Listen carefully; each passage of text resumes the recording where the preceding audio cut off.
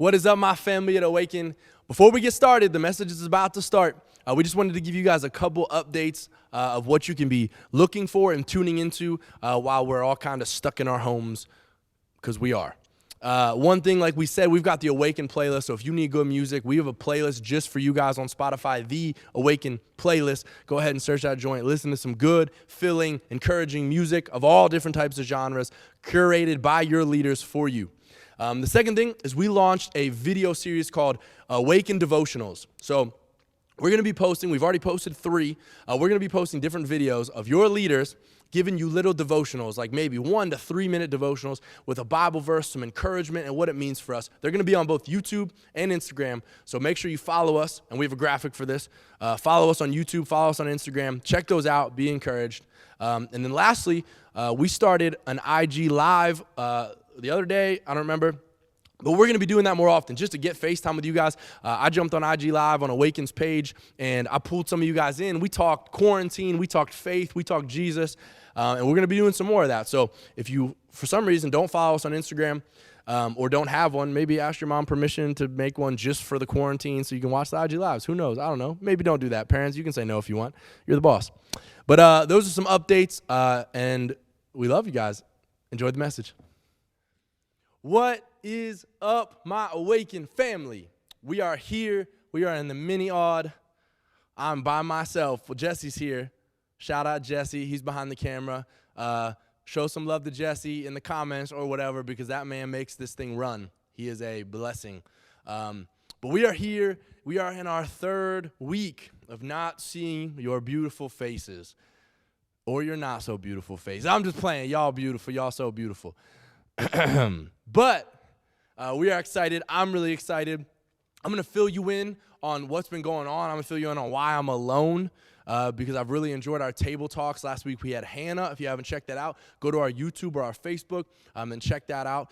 Shout out to all you guys that have been tuning in. We've been getting a lot of hits on these videos, which is awesome. We're glad that you're liking them. And the week before that, we had Tyler, and those were really, really cool conversations. For the next couple weeks, at a minimum, with this virus and wanting to be safe and precautious, it'll just be your boy doing some of these messages, talking to you guys, engaging with you guys, and then hopefully going forward, we'll be able to get some more people in here, but we want to be safe. We want to listen to what the people in charge are telling us to do.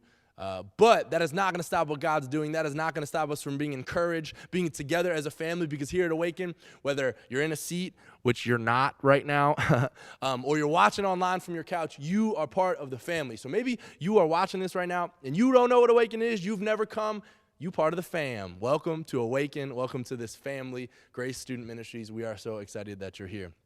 But I just got to tell y'all one thing. I woke up this morning, and my back hurt real bad. I got a wicked knot, like right there, and I can't get it out. And seriously, when I turn like this, it hurts. So pray for your boy. I believe that prayers can be answered through this camera, and if my back starts feeling better during this message, I'm going to know y'all are praying for me. You know what I'm saying? That's what family's all about. But we're excited. We had a plan for you guys to launch a new series this week called Family Matters. And due to all the stuff that's going on, we were going to bring in a bunch of your leaders to talk about stuff. But like I said, we're being safe. So yesterday, actually, you know what? Before I get started, we can't dive right in. We can't go too quick. We need some of y'all to get in here. We need some of you to share this so people come. So pause, hold the phone. By the way, we're family, so I'm not going to preach at you all formally. You know what I'm saying? We family. It's you and me. We're right here. I'm sitting on your couch with you. I'm not, but I am. Anywho, if you like this video, just go ahead and smash that like button. If you want other people to be a part of this, you want to be inviting, you want your friends and family to see this, go ahead and share it. If you're on Facebook, bottom right or left, whichever side you're looking at, go ahead and share that puppy. If you're on YouTube, you can just copy that link and share it with a whole bunch of your friends. Send it out in a group chat, whatever you got to do. But we want to be inviting others into this, into the hope that we have in a time where not a lot of people have hope. But we're people of hope. We are a family of hope. So we want you to be doing that. Also, in the comment section, we're live. So that means you can be down in there engaging with people real time. So even right now, say what's up in the comments, talk to somebody, say hi to somebody, tell them how you doing. We want to see the comments lit up because we are a family and we want to see you guys communicating like that. Anyways, back to it. So we were going to start a series called Family Matters for you guys, and because of some of the stipulations, it's getting pushed back. I'm getting a call right now.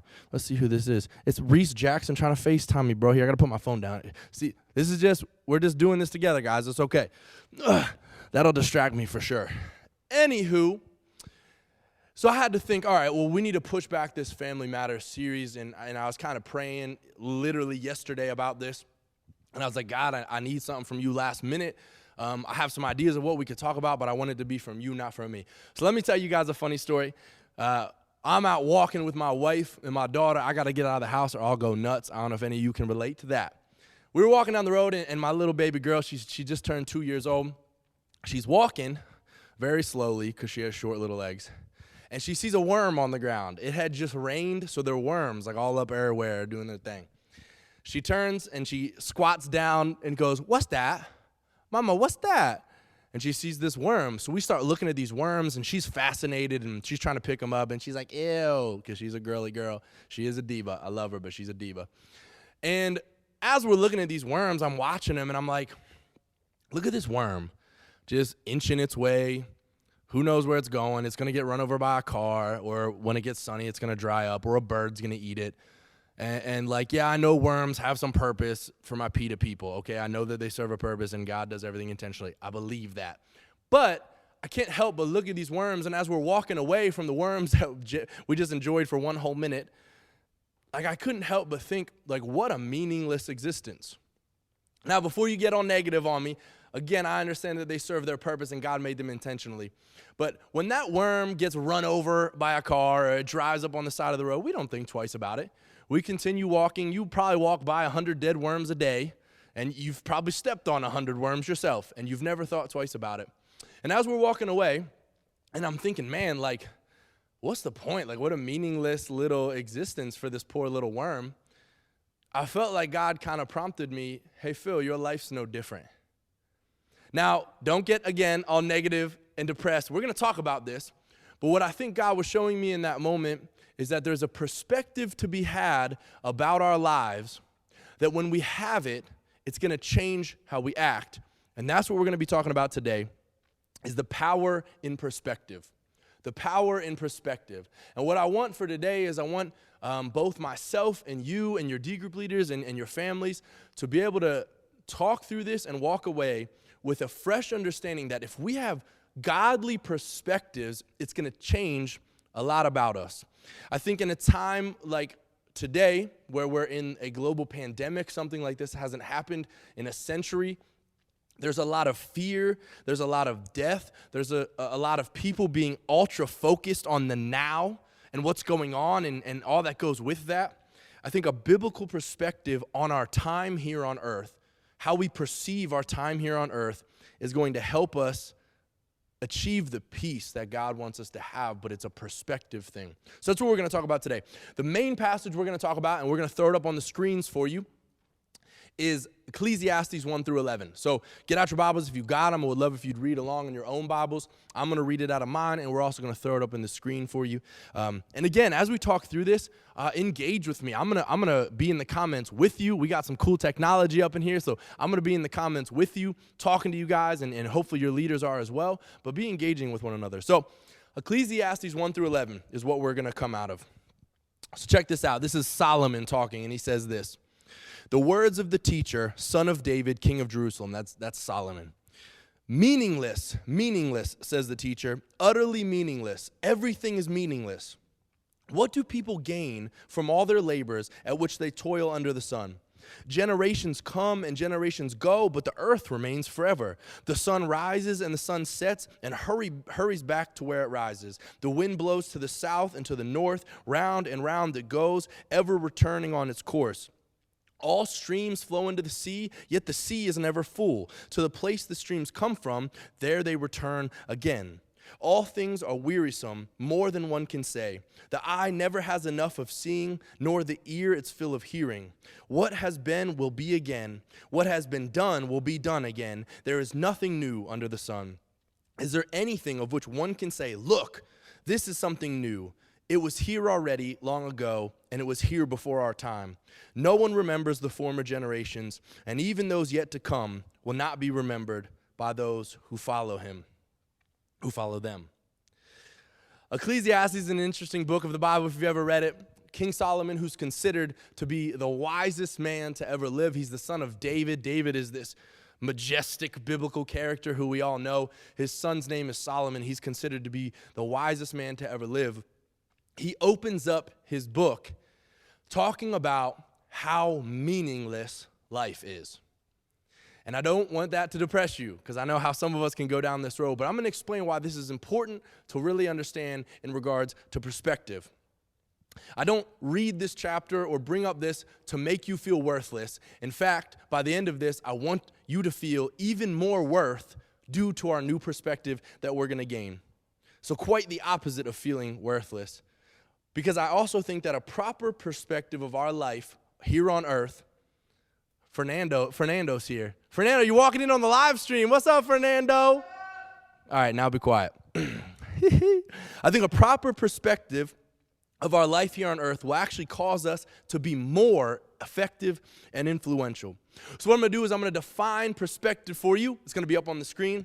And here's what the definition of perspective is: a particular attitude towards or way of regarding something. So as we talk about perspective, the specific phrase I want you to be thinking is a particular attitude towards something. A perspective is our attitude towards something. Now, knowing that much of what you experience during your life is meaningless can be a phrase that might be off-putting because it seems to minimize what we do here. It seems to minimize our life. It seems to minimize our importance. But what I think is that knowing that much of what you experience is meaningless will actually cause you to live more meaningful. I think knowing that many things we experience here are truly meaningless is actually going to cause you to live more meaningful. And we're going to get into that. I think there's two types of perspectives, and you either have one or the other. That can look a lot of different ways, and it can look like that in a lot of different situations. But I think there's two types of perspectives: worldly and godly. I think there's worldly perspectives, and I think there's godly perspectives. A worldly perspective, meaning a perspective, an attitude towards something that the world has, that people outside of Jesus have, can look like this. It's controlling.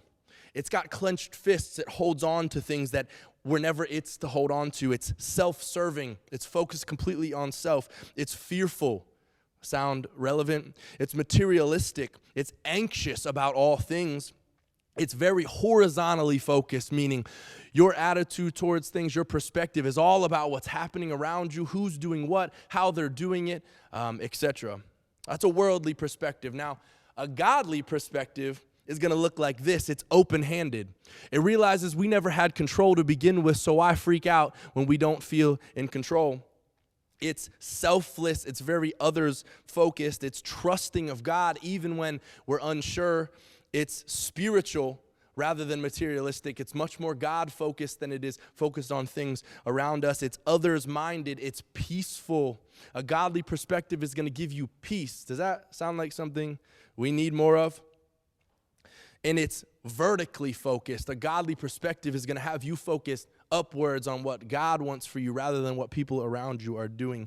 Those are two very different perspectives, and I think they give us very different results. And in a culture today where people are scared, maybe rightfully so, people are fearful, people are worried about their health, they're worried about their jobs, they're worried about the economy, and I'm not diminishing any of that. We should take this seriously, but I do think that the Bible talks a ton about stuff like this and what Christians' perspectives should be. One thing I'd love to shout out is that I see some of you guys out there operating hopefully because you have a godly perspective, and that's how it should be. People should see that in us. But let me give you some biblical example of godly versus worldly perspective. We're going to be in Galatians 5:19 through 21. So turn to Galatians 5:19 through 23, actually. It's going to be up on the screen for you. You're going to see it. I think that this gives us exactly what these two perspectives will look like. And here it is. So starting in verse 19 of chapter 5. The acts of the flesh are obvious, meaning a worldly perspective in your life is obvious. And it says this is what it looks like: sexual immorality, impurity and debauchery, idolatry and witchcraft, hatred, discord, meaning just not getting along with people, jealousy, fits of rage, anger, selfish ambition, dissensions, fights, factions, envy, drunkenness, orgies, and the like. I warn you, as I did before, that those who live like this will not inherit the kingdom of God. Some of these are like the extremes that we're like, well, those aren't me. You know, I'm not out here getting drunk all the time. I'm not doing these extreme things. Some of the things in here say simple stuff like dissensions. That's just disagreeing with other people in an unhealthy way. That's not getting along with people in an unhealthy way. Jealousy, being jealous of someone, it comes from a worldly perspective. Discord, if you have discord with people, there's so much discord in the church nowadays when there shouldn't be. Discord is from a worldly perspective, not a godly perspective. All of these things add up. But then, I love how the Bible never leaves you without hope, right? The very following verse tells us what a godly perspective is going to look like. Starting in verse 22, it says this: but, Paul never leaves us hanging, but the fruit of the Spirit is love, joy, peace, forbearance, kindness, goodness, faithfulness, gentleness, and self-control. Against these, there is no law. These 4 verses sum up for us what a worldly perspective looks like and what godly perspective looks like. And when you have them, what are they going to give you? So before we continue, what do you think is in your life? When I listed those first ones, did a lot of those ring home? Like, yeah, I got a lot of those in my life. I have a lot of dissension, a lot of discord, a lot of envy, a lot of maybe drunkenness, a lot of hatred, a lot of impurity, maybe sexual immorality, whatever that is. Do you have those, or do you have what it explains as the fruit of the Spirit, the joy? Do you have peace? Do you have patience? Do you have kindness? Do you have goodness, faithfulness, gentleness, and self-control? Which is more prevalent in your life? And without any condemnation, because there is no condemnation for those in Christ, what might that say about your perspective of the world? And that's what we're going to continue talking about. Let me give you an example, a personal example of a worldly perspective that I walked through that hopefully will make you guys feel a little better, because we all do this on a daily basis. We choose how we're going to view things. We choose what perspective we're going to see in. So last summer, as most of you know, I had the blessing of taking over this position as Alex Gilbert, our former fearless leader and faithful friend, went off to plant Zeal Church. Shout out AG. If you don't watch this, you're not a real friend. Just playing. He went off to plant it, and I was able to take over this job. Now, there was about a month period where I still had to work my other job, and I had to try to do this job because the way it overlapped, I couldn't leave my other job yet. So for about a month, I walked this really stressful, to be frank, really stressful tightrope of how do I do both jobs well. I'm going to be frank, I was completely over my old job. I wanted to be gone. I had mentally checked out, but I felt like I couldn't fully step into this new job yet, and it was stressing me out, and I was really, really busy because of it, and I felt like I wasn't doing what I was supposed to be doing.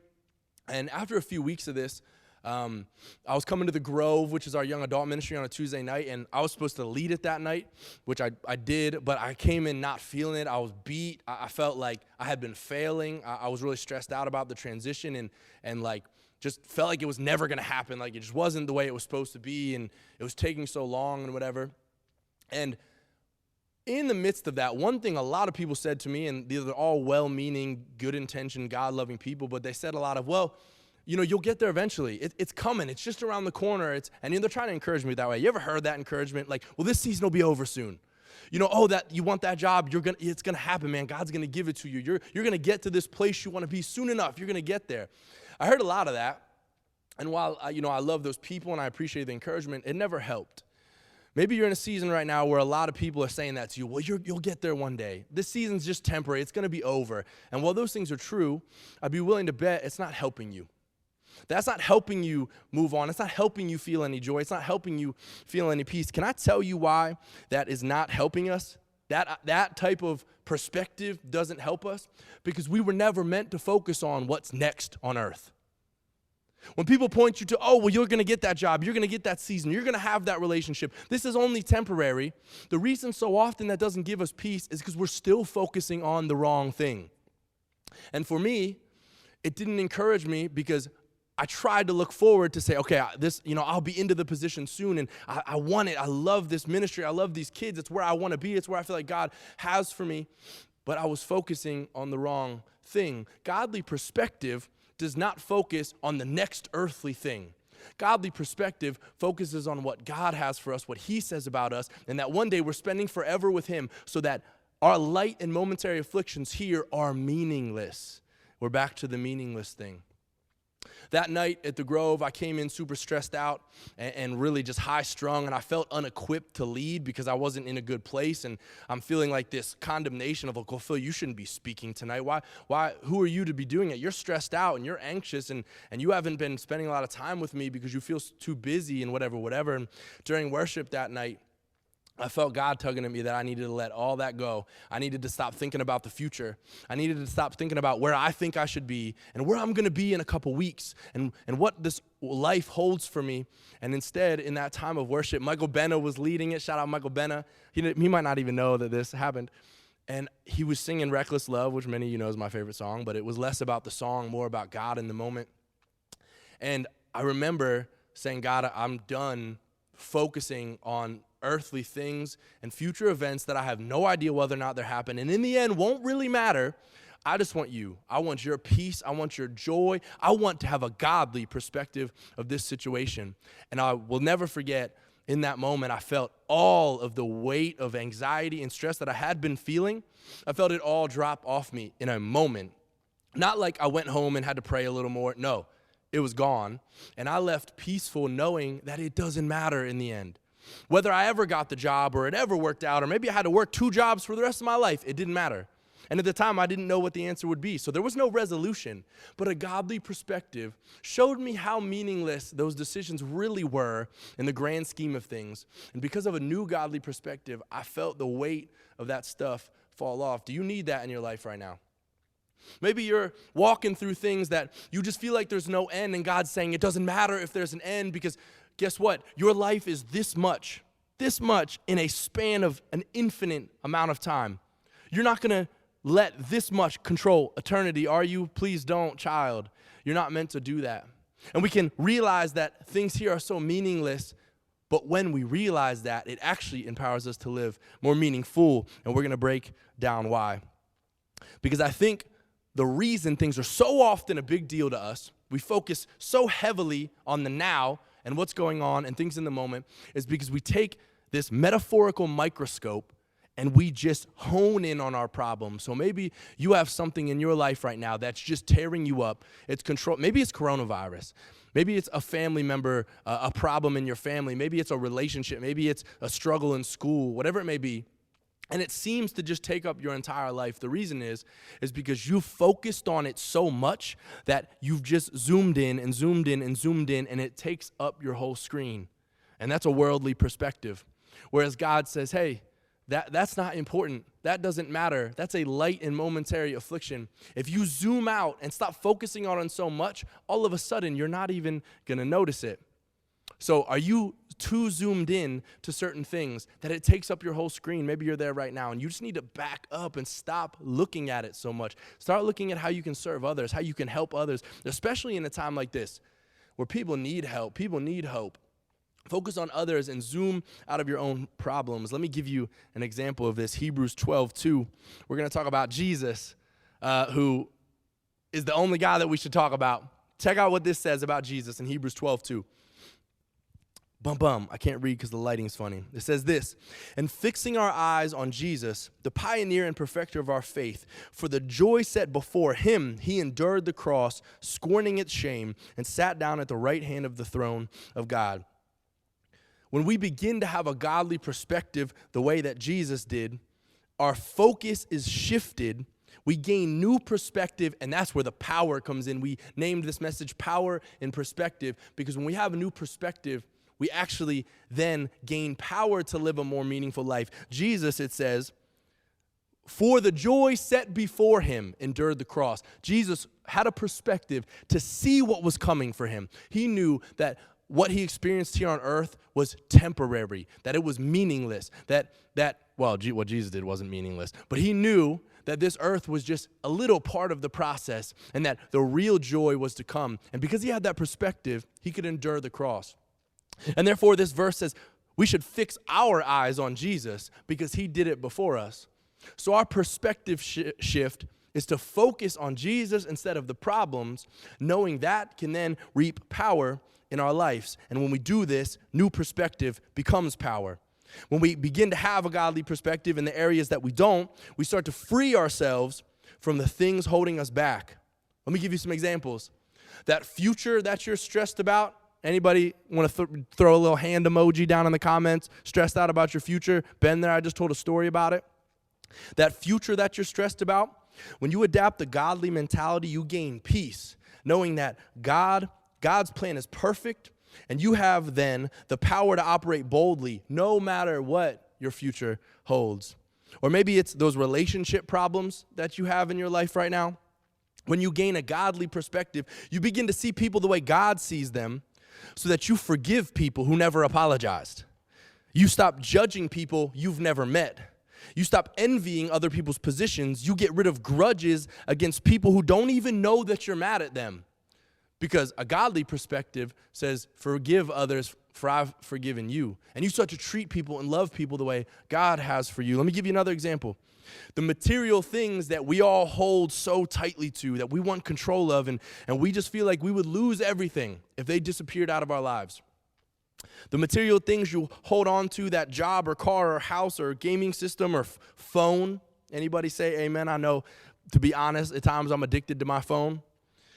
You realize, if you have a godly perspective, that they aren't coming with you when you go home anyways. And when you realize that, then that means while you're here, they can't have control of you because they're not coming with you anyways. That's what godly perspective does. It gives us the power to see things these ways.